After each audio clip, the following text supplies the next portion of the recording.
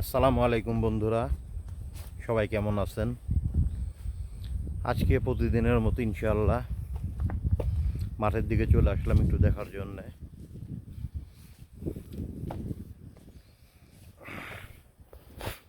ঠান্ডা ভালোই পড়ছে, দেখে আসি কচুরিপানার কি অবস্থা। ধান লাগানোর সময় এসে গেছে, পুকুরের ধার ধরে বিলের দিকে চলে যাচ্ছি।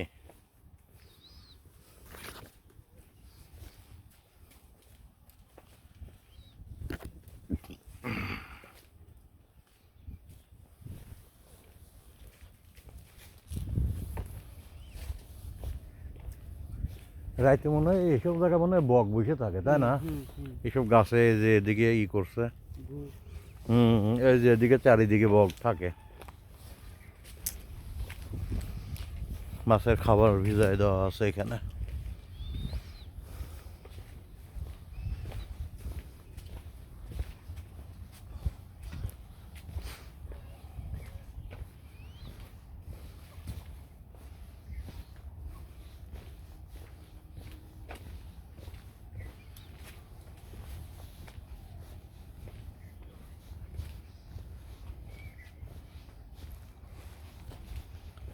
কচুরি তো মরেই গেছে।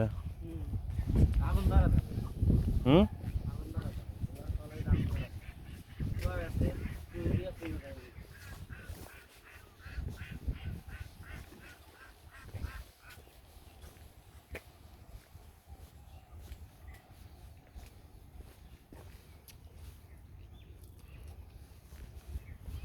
পানি চেয়েছে দেওয়া লাগবে, প্রচুর পানি আছে এখনো।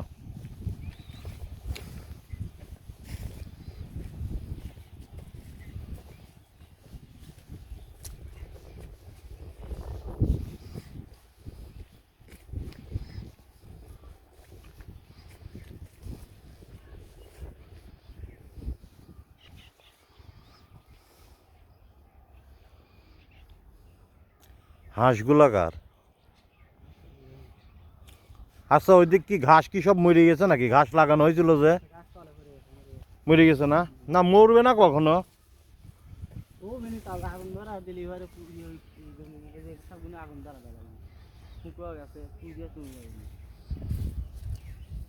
তুমি চিন্তা করেছ এইটুকু জায়গার মধ্যে 3-4 হাত জায়গা বাদ থাকিয়ে গেল, এইটুকুর মধ্যে ধান লাগাবি না?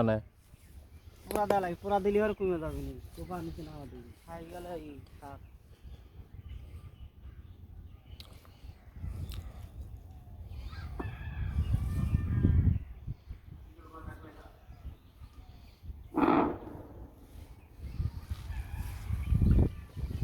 সম্মানিত এলাকাবাসী, আসসালামু আলাইকুম। ওয়ালাইকুম আসসালাম। একটি শোক সংবাদ, ইন্না লিল্লাহি ওয়া ইন্না ইলাইহি রাজিউন। শোক সংবাদ। জহিরপুর নিবাসী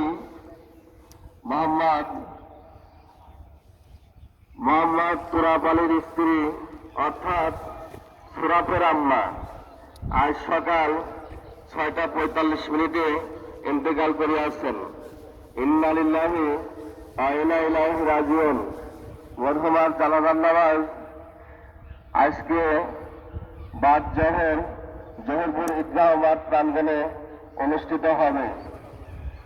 ধর্মবান মুসলমান ভাইদেরকে জানাজায় শরীক হওয়ার জন্য বিশেষভাবে অনুরোধ করা যাচ্ছে। একটি শোক সংবাদ। জহিরপুর নিবাসী মোহাম্মদ তুরাব আলীর স্ত্রী অর্থাৎ সুরাফের আম্মাজান আজকে সকাল 6টা 45 নিজ বাসভবনে ইন্তেকাল করিয়াছেন।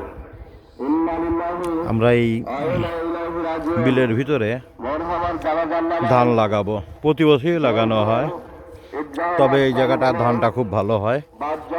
আমরা প্রচুর পরিমাণে এই জায়গা থেকে ধান পাই, 29 ধান।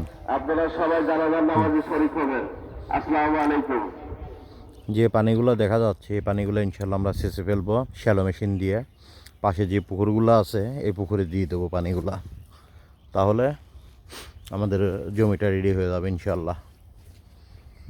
তো সবাই দোয়া করবেন আমাদের জন্যে। আসসালামু আলাইকুম রহমতুল্লাহ বারাকাতু।